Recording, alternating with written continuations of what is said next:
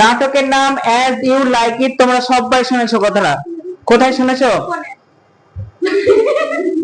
যখনই দেখবা কোনো স্পোর্টস হয় শেষের খেলাতে এটা কিন্তু দেওয়া থাকে স্কুলে, as you like it, go as you like it, যেমন খুশি সাজো তেমন প্রতিযোগিতা, রাইট? কয়দিন খেলো নাই? দেখো নাই খেলা? যেমন খুশি সাজো কিসে হয়েছিল? কেউ মুখ্যমন্ত্রী সাজছে, কেউ প্রধানমন্ত্রী সাজছে, কেউ অমিত সাজছে, কেউ আরো কেউ কেউ সাজছে। যার সাজা ভালো হচ্ছে কস্টিউমস এর উপর একটা নম্বর থাকে, একটা থাকে অ্যাক্টিং এর উপর নাম্বার, আর একটা হচ্ছে প্রশ্নোত্তর উপর নাম্বার থাকে। সে কেমন সেজেছে সেটার উপর নাম্বার, কেমন উত্তর দেবে সেটার উপর নাম্বার, আর অ্যাক্টিং যে সাজ নিয়েছে। এখন যদি পাগল কেউ সাজ নেয়, যদি কেউ পাগলের সাজ নেয়, এখন যদি বলে তোমার নাম কি, ও বলে দিল আমার নাম পৌলমী কর্মকার, সে কি পাগলের অ্যাক্টিং করতে পারলো? পাগল মানে পাগলই হবে, নাম যাতে জিজ্ঞাসা করে উল্টা পাল্টা বলবে। ঠিক আছে, তোমরা এটা শুনেছো যেমন খুশি সাজো, ঠিক একই জিনিস এখানে দেখতে পাবো, তবে একটু আলাদা ধরনের, যার জন্য নাটকটির নাম অ্যাজ ইউ লাইক ইট, যেমন খুশি সাজো। এই নাটক আগের দুটো পড়েছি আমরা শেক্সপিয়ারের ট্র্যাজেডি, ম্যাকবেথ ছিল ট্র্যাজেডি গল্প, বিয়োগান্তক নাটক, আর পরেরটা দেখেছিলাম আমরা ওথেলো, সেটাও ট্র্যাজেডি। আজকেটা ট্র্যাজেডি নয়, আজকেটা হচ্ছে প্যাস্টোরাল কমেডি, হাসি। এই নাটকটা হচ্ছে প্যাস্টোরাল কমেডি, ভালো করে বোঝাও, প্যাস্টোরাল কমেডি বলে। কমেডি মানে সকলেই জানো হাস্য কৌতুক, আর প্যাস্টোরাল মানে হচ্ছে গ্রামীণ, বুঝবা? হ্যাঁ, প্যাস্টোরাল মানে কি? গ্রামীণ। তার মানে যে সাজটা কেউ একজন নিবে, কোনো কারণে কেউ একজন সাজটা নেবে, কিন্তু যে সাজটা নেবে সেটা কিন্তু গ্রাম্য মানুষের সাজটা নেবে। কিভাবে, কেন সাজ নেবে, আমরা এবার শুরু করব। যে কোনো নাটক, শেক্সপিয়ার হোক বা অন্য কোনো যে কোনো নাট্যকার হোক, গল্প আর নয়, যে কোনো নাটক হয় কিভাবে শুরু হয়? একদা এক বনে, একদা এক বনে মশা কামড়াচ্ছিল, নাকি? আচ্ছা, তাহলে একদা কোন জায়গা? এখানে জায়গাটার নাম পাবো কি বলতো? ফ্রান্স। কি নাম? ফ্রান্সের অধিবাসীদের কি বলা হয়? ফরাসি। ওকে, তাহলে জায়গাটার নাম ফ্রান্স, আর এই জায়গাটার নাম ফ্রান্স থাকবে, এই জায়গার মালিক থাকবে যাকে আমরা এর আগে নাটকের সেনেটর বলেছিলাম, প্রদেশে ভাগ করা ছিল। আজকেটার নাম পাবো ডিউক, ওটা একজন ডিউক ছিল। তবে এখানকার যে রাজা, মূল যে রাজা, আইনসম্মত যিনি রাজা, ফ্রান্সের আইনসম্মত রাজা হচ্ছে ওল্ড ডিউক। ওল্ড ডিউক কেন বললো? এই ডিউকরা হচ্ছে দুই ভাই, বড়র নাম হচ্ছে ওল্ড ডিউক, বড় ভাইয়ের নাম ওল্ড ডিউক, সে কিন্তু আইনসম্মত ফ্রান্সের রাজা। Is it clear? কোন ঝামেলা না? আচ্ছা, ডিউকের একজন ভাই ছিল, ডিউকের ভাইয়ের নাম হচ্ছে ফ্রেডরিক। ডিউক ফ্রেডরিক, ফ্রেডরিক বানানটা দেখে নাও, FREDERIC, ডিউক ফ্রেডরিক। এখন জানো তো বর্তমান সমাজে ভাই ভাই মেল থাকে না, মানে পূর্বে জন্মেও কিন্তু ভাই ভাই মেল থাকতো না, কত মেল চলে আসছে, কেন মিল থাকছে না? যদিও হয়তো মোটামুটি ইয়াং বয়সে মিল থাকে, তারপর যেই মাত্র বিয়ে হয়ে গেল এসে বউ ভাঙিয়ে দিল, ভাবিরা ভাঙিয়ে দিল, হয়ে গেল বিচ্ছেদ। যাই হোক, ডিউক ফ্রেডরিক এই ওল্ড ডিউককে দেখতে পারতো না, সম্পত্তির লোভ ছিল চরম। আমি কোন একটা মানুষকে ঘৃণা করব কেন, মারবো কেমন, নিজের ভাইকে মারবো কেন? লোভ, সম্পত্তির লোভ। তো এখন ডিউক ফ্রেডরিকের খুব লোভ, তার দাদাকে সিংহাসনচ্যুত করবে। ঠিক একদিন সিংহাসনচ্যুত করলো, ওল্ড ডিউককে সিংহাসনচ্যুত করলো, বললো তোমাকে এখানে থাকতে হবে না, তোমাকে নির্বাসন দিলাম। ওল্ড ডিউক বড় ভাইরা একটু দয়া মায়া বেশি হয় ছোট ভাইদের প্রতি, কিন্তু ছোট ভাইরা বুঝতে পারে না, তার জেদ খুব। এটা বেশিরভাগ ক্ষেত্রে হয়ে থাকে, আমি বুঝতে পারছি। আমার জেদ, বড় ভাইয়ের ওপর অনেক ঝামেলা থাকে। বড় যারা মেয়ে হয় বাড়ির, ধরো যে সবাই বোন, তো বড় বোন যে থাকে তাই দায়িত্ব বেশি বর্তায়, ছোট মেয়েদের দেখাশোনা করা, পড়াশোনা করানো। যাই হোক, ওল্ড ডিউক কে নির্বাসন দিয়ে দিল। এখন নির্বাসন দিলে কোথায় থাকবে? ও তো আর সিংহাসনে বসে থাকতে পারবে না। ওল্ড ডিউক কোথায় চলে যাবে? চলে যাবে আর্ডেন নামক একটা জঙ্গলে। জঙ্গলটার নাম হচ্ছে আর্ডেন। সিংহাসনচ্যুত হলো, নির্বাসন হলো, ওল্ড ডিউক কোথায় চলে গেল? আর্ডেন। ওল্ড ডিউকে একজন সুন্দরী কন্যা ছিল, যেমন করে আমাদের কন্যা ছিল কে, ওই আগের সিনেমাতে রঞ্জিত মল্লিকের কন্যা কে ছিল, ডেসডিমোনা ছিল। এখানে ওল্ড ডিউকের যে কন্যা, আচ্ছা এই জায়গাটা অনেক দূর হয়ে দেখতে পাচ্ছ না, আমরা সবুজ বোর্ডটাতে লিখি।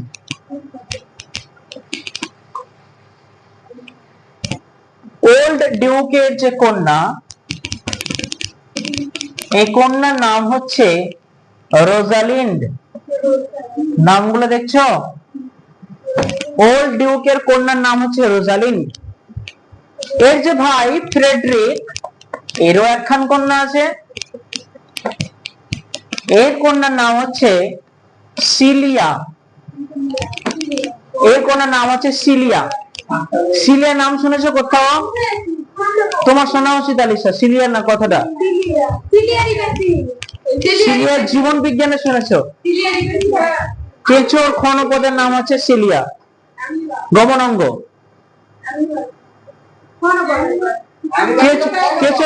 কেঁচোর গমনাঙ্গের নাম কি? কিছু একটা সিলিয়া টিলিয়া আছে। এই ফ্রেডরিকের কন্যা হচ্ছে সিলিয়া, ওল্ড ডিউকের কন্যা হচ্ছে রোজালিন্ড।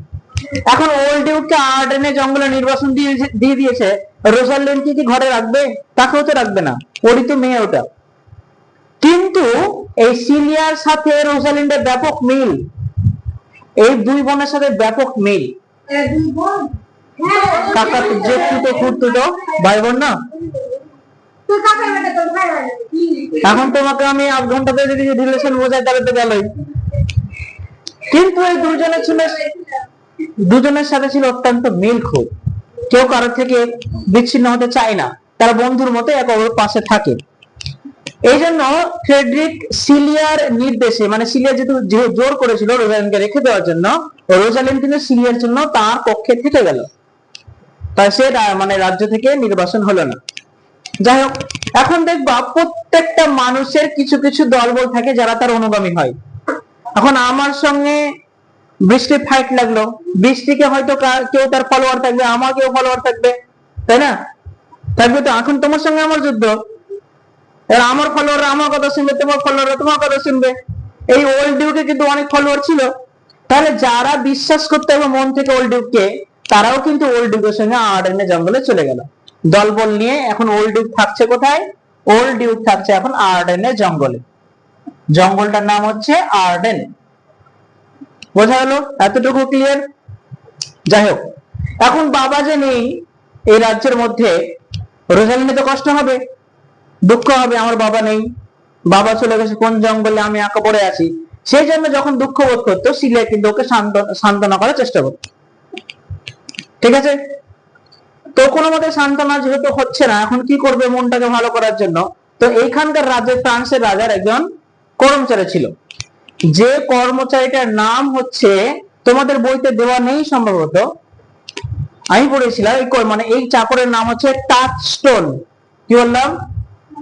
টাচস্টোন। এটা সার্ভেন্ট, টাচস্টোন এটা সার্ভেন্ট।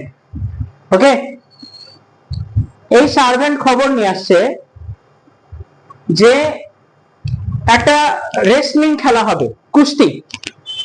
রেসলিং মানে কুস্তি করা, একটা কুস্তি খেলা হবে। কুস্তি খেলায় প্রত্যেকটা সময় এরা কিন্তু রাজারা, আগেকার রাজারা কুস্তি খেলাটা খুব পছন্দ করতো, এবং কুস্তি খেলা হলে ওখানকার রাজ্যগত দলবল সবাই, রাজা রানী মহারানী সবাই কিন্তু খেলা দেখতে আসতো। তো সিনেমাতে দেখি দেখবা, হিন্দি সিনেমাতে এরকম একটা রুমালে ফেলে দিলে যুদ্ধ শুরু হয়ে গেল, হয় না? এরকম যুদ্ধ শুরু হয়েছে।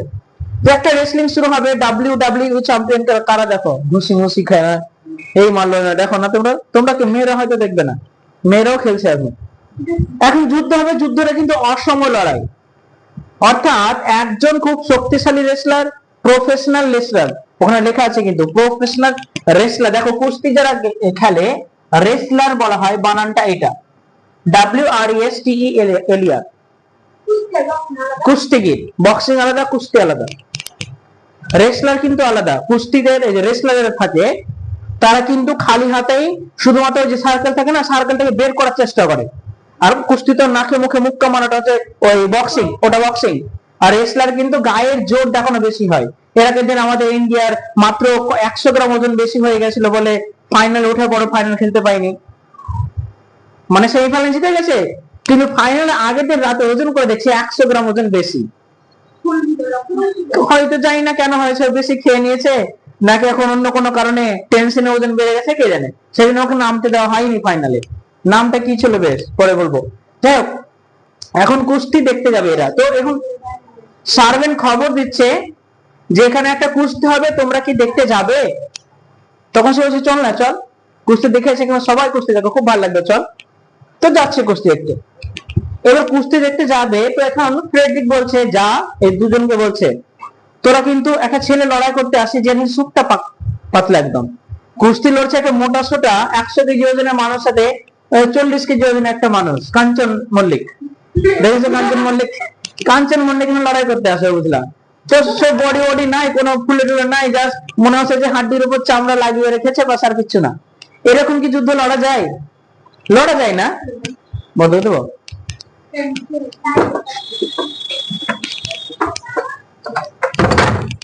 লড়া যায় না। তো ফ্রেডি বলছে যা, কোনো প্রকারে ছেলেটাকে থামাতে হবে, তো থামা, এই যুদ্ধ সত্যি আমার ভালো লাগছে না, অসম লড়াই হচ্ছে, ঠিক আছে চল থামিয়ে আসি। রাস্তা দেখা হচ্ছে। তখন যে লড়াইটা লড়ছে সেই পাতলা সুটকা মুটকা ছেলেটার নাম হচ্ছে ওরল্যান্ডো। কারল্যান্ডো? ওরল্যান্ডো, ছেলেটার নাম হচ্ছে ওরল্যান্ডো। ওকে, রাস্তায় দেখা হচ্ছে রোজালিন সিং এর সাথে ওরল্যান্ডো। ছেলেটা পাতলা হলে দেখতে খুব সুন্দর, আগেরটা কালা ভুনা ছিল মোর, আর এটা কিন্তু দেখতে খুব সুন্দর। রোজালিন্ডো দেখতে সুন্দর, সিংও দেখতে সুন্দর। তো রোজালিন বেশি সুন্দরী, একটু কন্ট্রোম আছে, কিন্তু সুন্দরী। ওরল্যান্ডো আসছে, রাস্তায় দেখা হচ্ছে, ওরল্যান্ডোকে থামাচ্ছি, তুমি যুদ্ধ করতে যেও না। তখন সচরাচর যখন মানা করছে, দেখছে একজন মেয়ে আমাকে মানা করতে এসছে, নিষেধ করতে, যুদ্ধ লড়িও না। ওরল্যান্ডোর মনে একটু কিন্তু কিন্তু এসছে, মেয়ে নিষেধ করছে আমাকে। সচরাচর বলছে আমি মেয়েদেরকে না করতে পারি না। তোমরা বলছো ঠিকই আছে যুদ্ধ করবো না, কিন্তু মেয়েদেরকে না করতে পারি না, এই মুহূর্তে আমি কিন্তু এটা করতে পারবো না, আমি লড়বো। আরো ওর জোশ ফিরে এসছে, আমি লড়বো আরো। কারণটা কি, কেন তুমি লড়বে? বলছে লড়লে যদি তোমরা প্রে করো আমি জিতে যাই, জিতলে ভালো, যদি না জিতি বা যুদ্ধক্ষেত্রে যদি মারা যায়, তাহলে আমার জন্য দুঃখ করার মতো আমার জীবনে কেউ নেই, এই জন্য আমাকে লড়তে দাও। আমি মারা গেলে আমার মতো, মানে আমার জন্য দুঃখ করার মতো কেউ থাকবেও না। আর তাছাড়া আমি যে জায়গাটা দখল করে আছি পৃথিবীর উপরে, আমি মারা গেলে এই জায়গাটা খালি হবে, অন্য কেউ এসে রাজত্ব করবে। ফলে আমি একটা বেকার বস্তু এখানে দাঁড়িয়ে আছি, মারা গেলেই বাকি, যুদ্ধে হারলেই বাকি, আর জিতলেই বাকি। আরো জোশ নিয়ে, মানে 2 গুণ জোশ নিয়ে যুদ্ধ করতে গেল ওরল্যান্ডো ওই সেই কুস্তিগিরের সাথে, ঠিক আছে। এবার সচরাচর সবাই খেলা দেখছে, যুদ্ধ শুরু হয়েছে। প্রথম কি হয়, প্রথম যে নায়ক হয় তাই ও একদম প্রচুর মার খায়, এই চোখটা হলো কালো ফুলের ঢোল হয়ে যাবে, এই যে রক্ত ওরে, মুখটা ফুলে যাবে, কপাল ফেটে রক্ত বের হবে, বেদম মার, কি মার কি মার, মাটিতে শুয়ে গেছে, আর উঠতে পারছে না। এবার গুনবে আম্পায়ার, 1 2 3 করে গুনবে। এদিকে এখন পড়ে আছে, প্রচন্ড মন খারাপ রোজালিন্ডের। সিলিয়ার যতটা মন খারাপ, তার বেশি মন খারাপ ছিল রোজালিন্ডের। তো সবাই এখন চিয়ার্স করছে, ওঠো ওরল্যান্ডো, ওরল্যান্ডো করে হাততালি মারছে। ওরল্যান্ডো, এই কথাটা ওরল্যান্ডো কানে ঢুকলো, যে মেয়েটা আমাকে নিষেধ করতে এসেছিল সে আবার আরো উৎসাহ দিচ্ছে। একই পড়ে থাকে না, পড়ে থাকার সময় নাই, আরো জোশ ফিরে এলো, বুঝলাম। এবার যে জোশ ফিরে এলো, এবার অত বড় একটা সুন্দর, মানে ওই মোটকা সোটকা একটা রেসলারকে ওরল্যান্ডো কি করলো, দিল শেষ করে, জিতে গেল। ওরল্যান্ডো কিন্তু জিতে গেল যুদ্ধ, সবাই মিলে বেশি লাফিয়ে উঠেছে এই রোজালিন। যাই হোক, যুদ্ধ জিতলো ভালো। শেষে দেখা হলো, শেষে রোজালিনের সঙ্গে ওরল্যান্ডোর প্রশংসা করলো, ঠিক আছে। এরা দুজন কিন্তু বাড়ি চলে গেল। রাস্তায় ফ্রেডরিকের সঙ্গে দেখা, বলছে তুমি এত সুন্দর যুদ্ধ করলে, তোমার নাম কি? ওরল্যান্ডো। তোমার বাবার নাম কি, তোমার পরিচয় কি? ওরল্যান্ডো বলছে আমার বাবার নাম হচ্ছে রাউল্যান্ডি বয়েল, আমার বাবার নাম হচ্ছে রাউল্যান্ড বা Roland de Boyle, Roland de Boyle. বুঝছো? বক্স পাচ্ছে, যেতে ইচ্ছা করছে, বন্ধ করতে পারে, আর যেতে দেবো না, গল্প শুরু হয়ে গেছে, শেষ না করলে যাবে না। ওরল্যান্ডো বলছে রোল্যান্ড ডি বয়েস ওর বাবার নাম। এই নামটা যেমনই পরিচয় পেয়েছে, ফ্রেডরিক কিন্তু বুঝে গেছে এই যে রোল্যান্ড ডি বয়েস, ও ওই যে ওল্ড ডিউক ওরই হচ্ছে বন্ধু রোল্যান্ডো বয়েজ। তখন ফ্রেডরিকের যুদ্ধে জয় করে এসছে অরল্যান্ডো, তাকে এই কথা বলতে এসেছিল বা মনে মনে ভেবে এসেছিল যে আমি অরল্যান্ডোর সঙ্গে আমার মেয়ের জন্য হাত গ্রহণ করবো, অর্থাৎ আমাকে তাকে জামাই হিসেবে আগে প্রপোজাল দিব, ভেবে এসেছিল। কিন্তু যখনই শুনলো সে রোল্যান্ডো বয়েজের ছেলে, তখন মনটা খারাপ হয়ে গেল। তখন ফ্রেডি বলছে তুমি রোল্যান্ডো বয়েজের ছেলে না হলেই ভালো করতে। তখন রেগে মেগে মন খারাপ নিয়ে কিন্তু চলে গেল ফ্রেডি। নয়তো এটা না হলে কিন্তু অরল্যান্ডোর সঙ্গে সিলিয়ার বিয়েটা হয়েই যায়। যাই হোক, সে কথা আলাদা। এবার রোজালিন্ড কিন্তু মনে মনে অরল্যান্ডোকে করে ফেলেছে, আর অরল্যান্ডো কিন্তু মনে মনে ভালোবেসে ফেলেছে। তোমাদের গল্পের অংশ শেক্সপিয়ার বলে লিখেছে, ঠিক আছে। তখন এরা দুটো কিন্তু রোজালিন্ড আর সিলিয়া অরল্যান্ডোকে নিয়ে কথা বলছে। ফ্রেডরিক শুনছে কথাগুলো, তো সিলিয়া বুঝে নিয়েছে যে রোজালিন্ড কিন্তু অরল্যান্ডোর প্রেমে পড়েছে। এবার রোজালিন্ড বলছে চল একবার অরল্যান্ডোর সঙ্গে দেখা করি। দেখা করতে যাবে, তখন কি বলছে, রোজালিন্ড তার নিজের গলার হারটা খুলে অরল্যান্ডোর গলায় পরিয়ে দিচ্ছে, ভালোবাসার প্রথম উপহার। বুঝলা, ভালোবাসার প্রথম উপহার কিন্তু অরল্যান্ডোকে পরিয়ে দিচ্ছে। আর রোজালিন্ড বলছে যে তুমি যদি এরকম কথাটা আমাকে আগে বলতে, মানে ও কিন্তু বুঝে, রোল্যান্ডো বয়সের মানে ওর বন্ধুর ছেলে কিন্তু বুঝে গেছে, জেনে গেছে। তো তুমি যদি কথাটা আগে পরিচয় জানতে পারতাম, তুমি যে যুদ্ধটা লড়তে যাচ্ছিলে, আমি এর মধ্যে চোখের জল মিশিয়ে দিতাম। তার মানে কি, যুদ্ধে যেতেই দিতাম না। তখন তো চোখের জল ফেলেনি যুদ্ধে যখন মানা করতে যাই, এখন বুঝতে পেরেছে পরিচয়, তার এখন চোখের জল মিশিয়ে দিতাম। তার মানে কি, যুদ্ধে যেতেই দিতাম না। আর মেয়েরা কানলে সচরাচর ছেলেরা রাজি হয়ে যায়, ওটা নিয়ে ওটা নেবো করলে, ওটা দাও করলে, ঠিক আছে। এই জন্য চোখের জল মিশানো কথাটা কিন্তু ওকে বললো। যাই হোক, দুজনের মধ্যে কিন্তু হয়ে গেছে, যা হওয়ার তা হয়ে গেছে, বুঝলা। যাই হোক,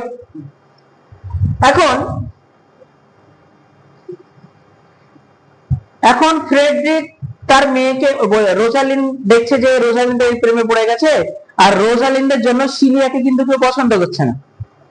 রোজালিন্ডকে সবার নাম ধাম করছে, সবাই পছন্দ করছে, প্রশংসা করছে, কিন্তু সিলিয়ার হয়ে করছে না।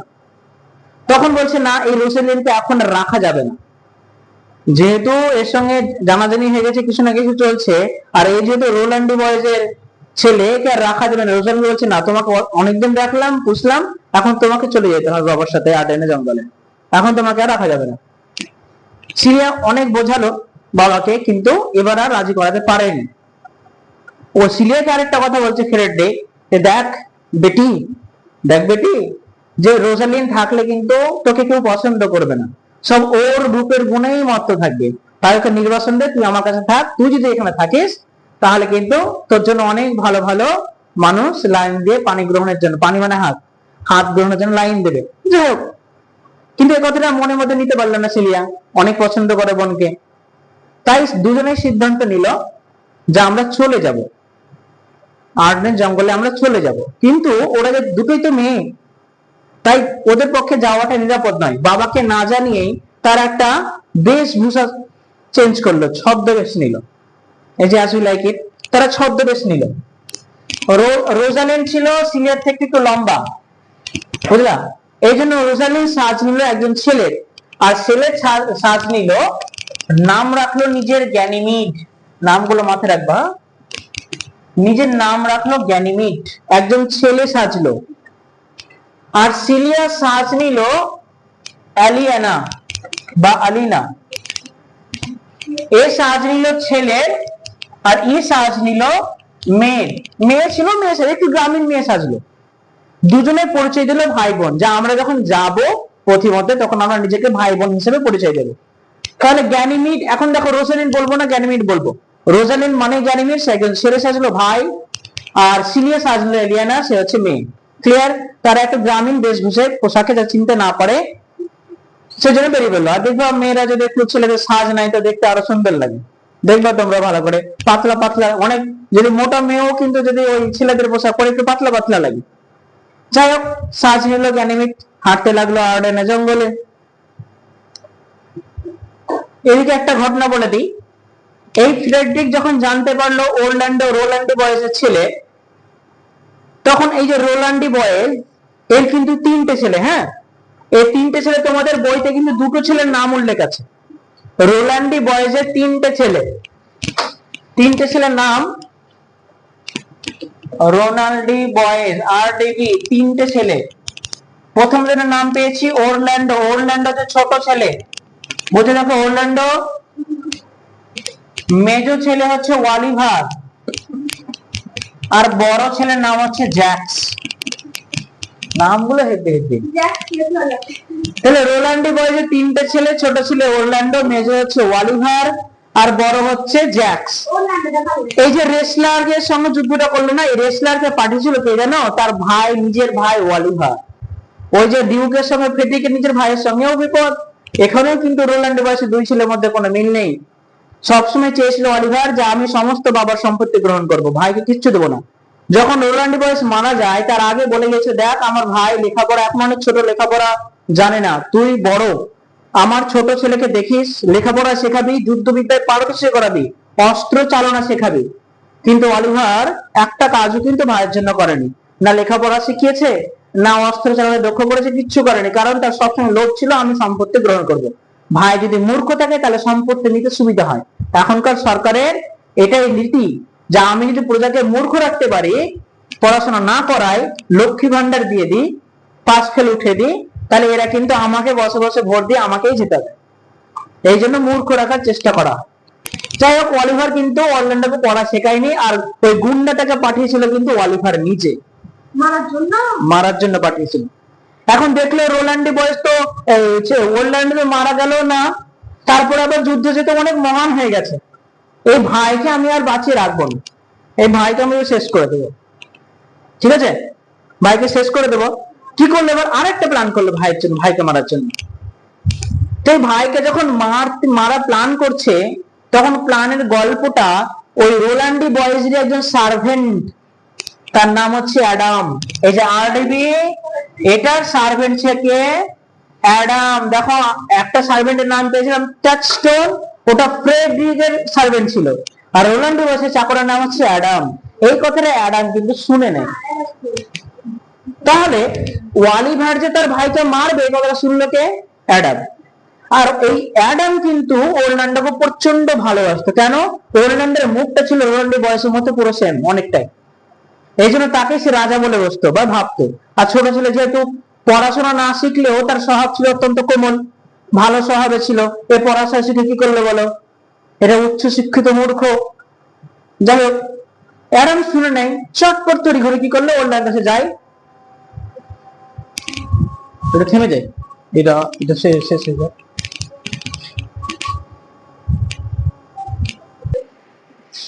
এই কথাটা অ্যাডাম শুনে নেয়। অ্যাডাম চলে যায় তখন অরল্যান্ডোকে বলতে যে দেখো, তুমি যদি আজকে, তুমি কেমন ভাই খুঁজতেছো? অ্যাডাম হচ্ছে রোলান্ডি বয়েজের সার্ভেন্ট, চাকর। যে ভাই এত বড়, যে ভাই এর আগের দিনের মতো এটা বলছি, যে ভাই এত শিক্ষিত, এত যুদ্ধবিদ্যায় পারদর্শী, সেই ভাই তোমাকে আজ মারতে চেয়েছে। যে ভাইয়ের জন্য তোমার এত দরদ, এত মায়া, সে ভাই তোমাকে মারতে চেয়েছে, তোমাকে আজ পুড়িয়ে মারবে তোমার ভাই। ফলে আমাদের এখানে থাকা বেশিক্ষণ ভালো হবে না, তাই আমাদের উচিত এখান থেকে চলে যাওয়া। বুঝছো? তোমাদের একটা কথা মিসিং হয়েছে, সেটা আমি প্রথমে বলিনি আর কি, বললাম না কিছু কিছু ভুলে যাব। যাই হোক, বললো তখন এবার বাইরে যাবে, কিছু টাকা পয়সা না থাকলে তো হবে না, খাওয়া দাওয়া করতে হবে, কোথায় না কোথায় কি দরকার পড়ে না দরকার পড়ে।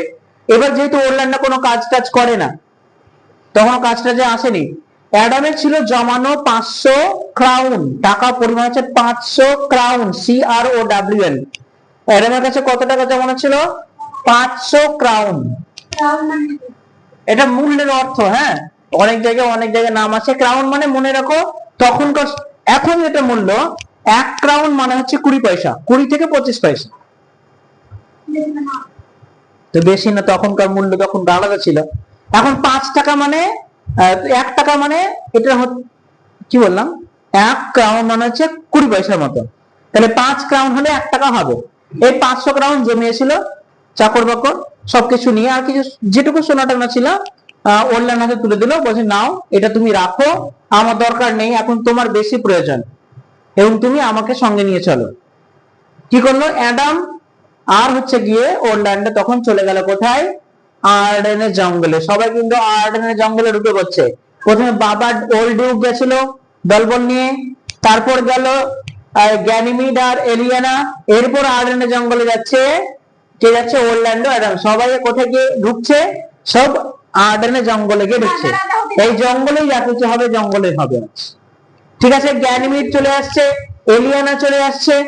এরা কিন্তু এতটাই হেঁটেছে, হাঁটতে হাঁটতে ক্লান্ত, মনে হচ্ছে এরা ভাবছে আমরা রাস্তা হারিয়ে ফেলেছি।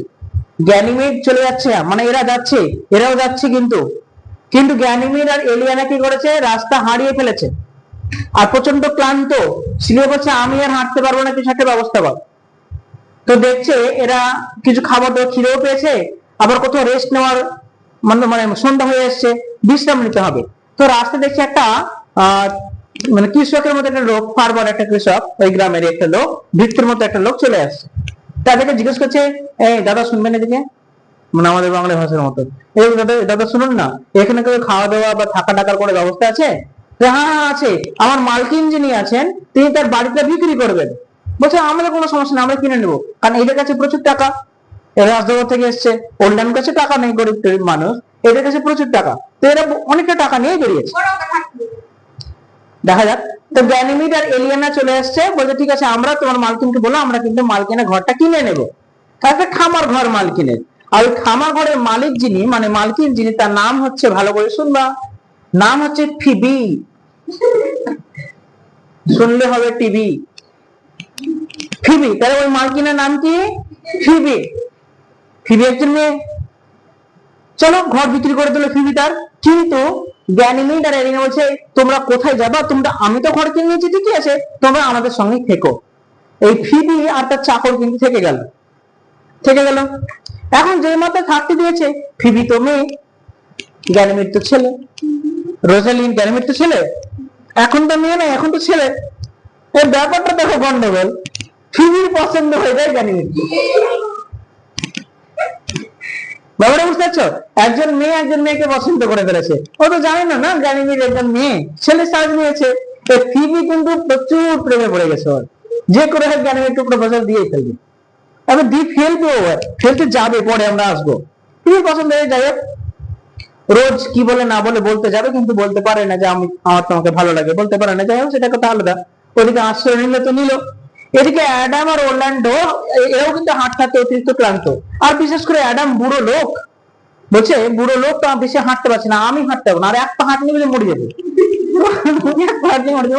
অ্যাডাম আর হাঁটতে পারছে না, প্রচন্ড খিদে পেয়ে বলছে। অ্যাডাম তখন, ওরল্যান্ডো তখন অ্যাডামকে ভিতরে কোলে করে নিয়ে একটা গাছে তলে গিয়ে বসালো। ঠিক আছে, তুমি এখানে বসো, আমি তোমার জন্য খাবার ব্যবস্থা করছি। তখন সন্ধ্যা হয়ে এসছে। তো হাঁটতে হাঁটতে দেখছে কোনো একটা আলো জ্বলছে, দূরে একটা আলো জ্বলছে, মানে আগুন জ্বলছে। সেখানে অনেকজন গোল করে ঘিরে আছে, খাবার খাচ্ছিল তারা। যারা খাবার খাচ্ছিল তারাই ছিল ওল্ড ডিউক এবং তাদের দলবল। আচ্ছা, ওই কথাটা যেটা প্রথমে বলিনি, একটু বলে নি।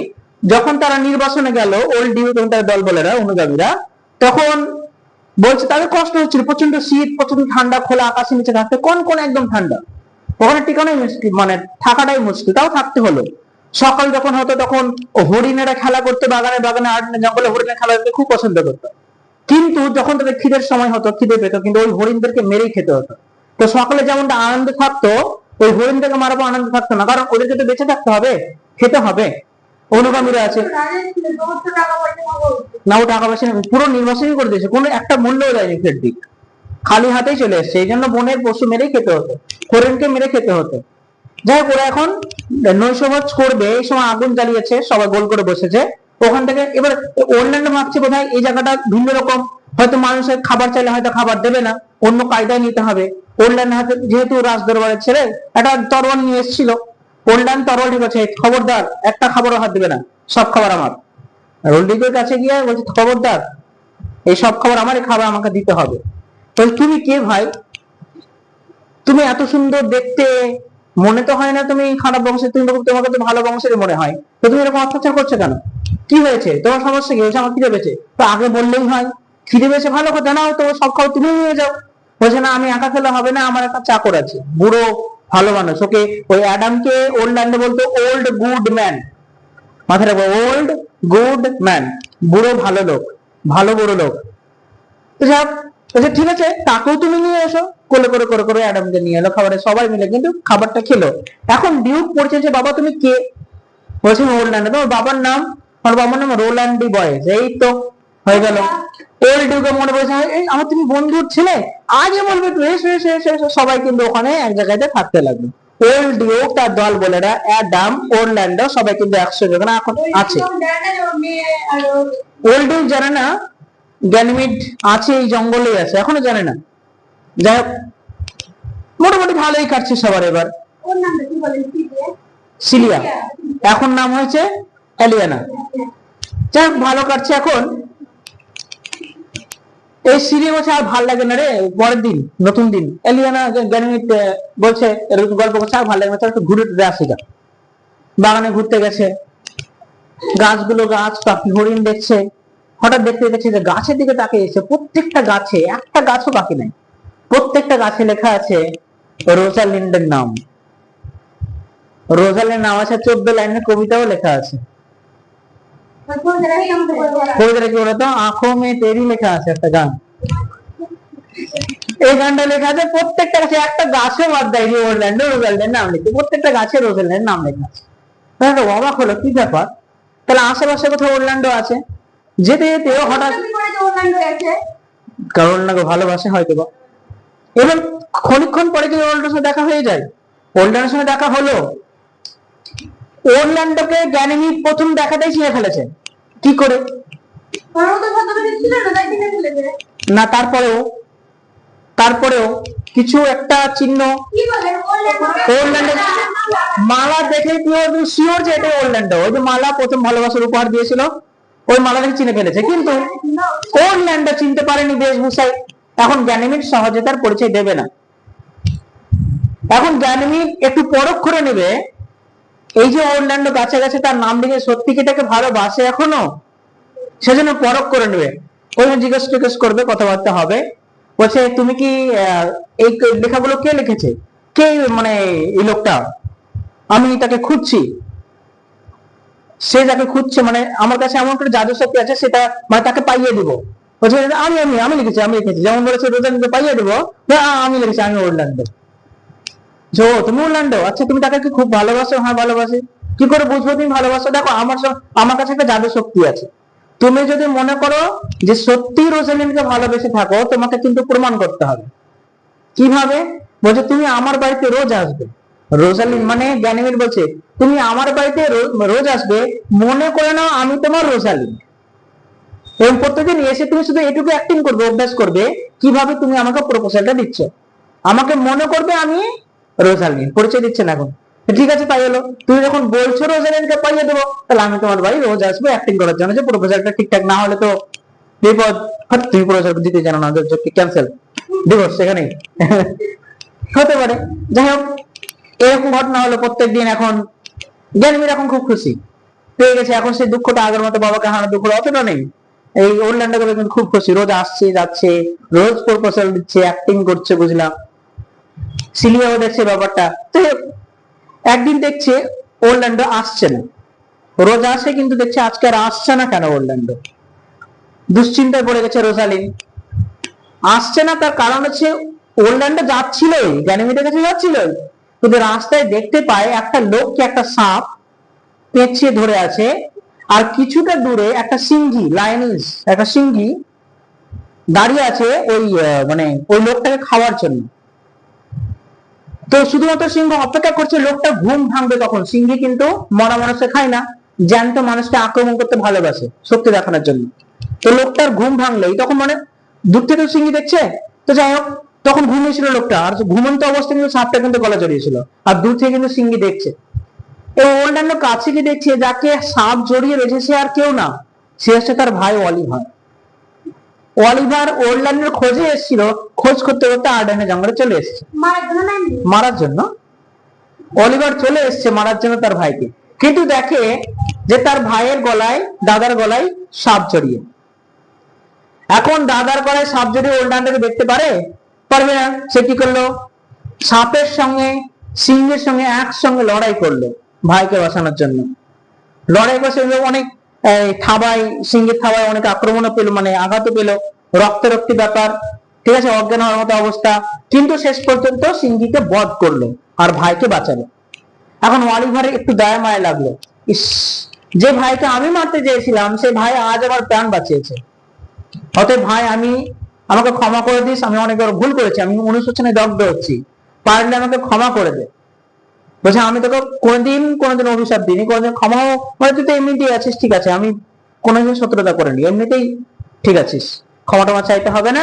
কিন্তু ওই মুহূর্তে সে অতিরিক্ত ক্লান্ত, সে কিন্তু আর গ্যানিমিডের কাছে যেতে পারেনি। সেজন্য বলছে অরল্যান্ডো, ভাই তুই একটু একটা কাজ কর, তুই গ্যানিমিডের বাড়ি যা, গ্যানিমিডের বাড়ি দেখিয়ে দিল, তোর বাড়িতে বলে আয় গ্যানিমিডকে যে আজ আমি আসতে পারবো না। এই কথাটা, এই বার্তা নিয়ে অলিভার যাচ্ছে গ্যানিমিডের বাড়িতে। ওদিকে ফিবি তলায় তলায় ওকে মানে ভালোবেসে ফেলেছে, ওটা চলছে এই ঘটনা, ওই ঘটনা আমাদেরকে চলছে, যে ফিবি ভাবছে না কালকেই বলে দেবো, না আজকেই বলে দেবো, আজ সন্ধ্যাতেই বলে। ফিবি কিন্তু ভেবেই চলেছে, ঠিক আছে, কিন্তু ফিবি জানেই না গ্যানিমিড নেই। যাই হোক, অলিভার এলো, কার কাছে এলো অলিভার? গ্যানিমিডের কাছে এলো, গ্যানিমিডকে বলতে যে আজকে অরল্যান্ডো আসতে পারবে না, কারণ আমাকে বাঁচাতে গিয়ে সে খুব আঘাতপ্রাপ্ত হয়েছে, অনেক ক্লান্ত। এই কথাটা শুনে রোজালিন দাঁড়িয়ে থাকতে পারে? ও মাথার মানে ভিড়মি খাওয়ার মতো অবস্থা, আমার অরল্যান্ডোর অবস্থা। এই গল্প কিন্তু, আর মানে এই কথাটা বলার পর সিলিয়া তখন কথা বলতে শুরু করেছে। সিলিয়া তখন একটু মানে নরম সুরে হয়েছে। সিলিয়ার সঙ্গে চোখ পড়লো অলিভারের চোখ পড়লো সিলিয়ার দিকে। বলতে এসেছিল ঘটনাটা যে অরল্যান্ডো আসতে পারবে না, কে জন্মে নিল আর এক নতুন প্রেম, এলিয়েনের সঙ্গে অলিভারের, দুই বোনের সঙ্গে দুই ভাইয়ের। তো যাই হোক, চোখে চোখে কথা বলে, মুখে কিছু মানে ব্যাকগ্রাউন্ড মিউজিক বাজছে একদিকে, ঠিক আছে, কিন্তু সেই মুহূর্তেই মাথা ঘুরে কিন্তু রোজালিন মানে গ্যানিমিড পড়ে যায়। তখন অবাক হয়ে যায় কেউ, মানে অলিভার অবাক হয়ে যায়, পড়লো কেন, একটা ছেলে হয়ে এত সহজে টুক করে গল্প শুনে পড়ে গেল। বলছে, তখন সিরিয়া বোঝাচ্ছে, অ্যাক্টিং করছে, না ও পড়েনি, ও আসলে অজ্ঞান হওয়ার ভান করছে, কিভাবে অরল্যান্ডো অজ্ঞান হয়ে যেতে পারে তা একটা ভান করছে। ভান করছে মানে এইভাবে এত অলস হয়ে পড়ে যাবে তা হয়? অলিভার একটু সন্দেহ লেগেছিল, কিন্তু যেহেতু কথাটা সিরিয়া মেনে নিল। কিন্তু এদিকে সিরিয়াকে কিন্তু এলিয়ানাকে কিন্তু পছন্দ হয়ে গেছে। এতক্ষণ অলিভারের পছন্দ হয়ে গেছে, অলিভার ভাবছেন বেশি দেরি করা চলবে না, আজকে প্রপোজাল কালকে বিয়ে, আমি ওয়েট করতে পারবো না। যাই হোক, বার্তা নিয়ে যাচ্ছে ভাইয়ের কাছে, ভাই দেখ, বলতে তো গেলাম ঘটনা হয়ে গেল, আরে ওই যে একটা বোন আছে না, ওর গ্যানিমিডের বোন আছে না এলিয়ানা, ওটা আমার পছন্দ হয়েছে, বুঝলি, আমি জানিস তো বিয়ে করতে চাই, তো তুই কি সম্মতি দেবি? আমার কি তো পছন্দ হয়েছে, বিয়ে কর, সমস্যা কি? বলছে না, আমি ভাবছি যে আজ কালকেই প্রপোজাল দিয়ে দেবো, পরশুদিন বিয়ে করবো। ঠিক আছে, ভাইয়ের রাজি, জ্বালাবো ভাইয়ের রাজি, ঠিক আছে, রাজি তো রাজি, দুজনে কিন্তু রাজি। তো এই যে রাজি, এদের রাজি হতে গেলে তো তার বাবাকে রাজি করতে হবে। এখন এই যে মানে তোমার গ্যানিমিডের সঙ্গে একবার বাবার সঙ্গে দেখা হয়েছিল, কিন্তু পরিচয় কিন্তু গ্যানিমিড দেয়নি, বাবাকে চিনতে পেরে গেছে, বাবা এই জঙ্গলে, বাবাকে দেখে আরো খুশি হয়েছে, তো বাবাকেও পেয়ে গেছে আর অরল্যান্ডোকেও পেয়ে গেছে, এই জন্য খুশি কিন্তু খুব, এই জন্য বাবাকে কিন্তু প্রথম পরিচয় দেয়নি, এখন দেবে। যাই হোক, এখন এবার যেহেতু শুনেছে অরল্যান্ডো অসুস্থ, তাই এবার গ্যানিমিড কিন্তু অরল্যান্ডোকে দেখতে গেছে, যে আমার অবস্থা, তার অবস্থা জানার জন্য এখন কি অবস্থায় আছে। তো দেখতে যায় দুজন বোন মরে গেল। এই প্রস্তাবটাকে তখন যখন যাওয়ার পরে এলিয়ানাকে প্রস্তাব দিল অলিভার, যে আমি তোমাকে বিয়ে করে দেব, তোমার কোনো সমস্যা? বুঝছেন না, দুজনেই তো রাজি, মিয়া বিবি রাজি, তোকে একা দেখা কাজী নাকি এক ডায়লগ আছে। যাই হোক, এখন অনুমতি নেওয়ার দরকার, ঠিক আছে, তখন ডিউকের কাছে গেল, ওল্ড ডিউকের কাছে সবাই মিলে গেল, আপনি কি রাজি? বলছে হ্যাঁ রাজি, রোল্যান্ডো বয়সের ছেলে আর ওর মধ্যে ছেলে রাজি, আমিও রাজি, ঠিক আছে রাজি। তো এদিকে বলছে সবাই যখন রাজি, তখন গ্যানিমিড বলছে দেখো তোমার ভাই তো বিয়ে করে নিচ্ছে। তখন অরল্যান্ডো তখন মনে মনে মানে প্রকাশ করে দিচ্ছে, ভাইয়ের বিয়ে সেই মুহূর্তে একসঙ্গে দু ভাইয়ের বিয়ে হয়ে যেত, একই মণ্ডপে যদি বিয়ে হতো কতই ভালো হতো। তুমি কি বিয়ে করতে চাও? হ্যাঁ, ইচ্ছে তো ছিল। ঠিক আছে, আমি একটা জাদু মন্ত্র বলে তোমার রোজালিনকে আমি এনে দিতে পারি। কিভাবে? বলছে ওটা আমার উপর ছেড়ে দাও, এক কাজ করবা, যেদিন বিয়ে, কালকে বিয়ে, হ্যাঁ, কালকে তোমার যে পোশাকটা সবচেয়ে উত্তম পোশাক তোমার কাছে দামি, সেই পোশাকটা কিন্তু কালকে পরে আসবে।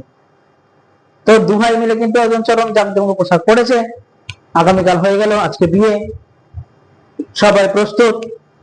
এদিকে জ্ঞানমী আর এলিয়ানও খুব সুন্দর সাজে এসছে, এলিয়ানটা সাজবে তার বিয়ে, জ্ঞানমীরও খুব সুন্দর সেজে এসছে। তবে এখনো ওইভাবে না না না ওই এখন ওইভাবে সেজে আসেনি, একটা ভালো পোশাক পরেছে।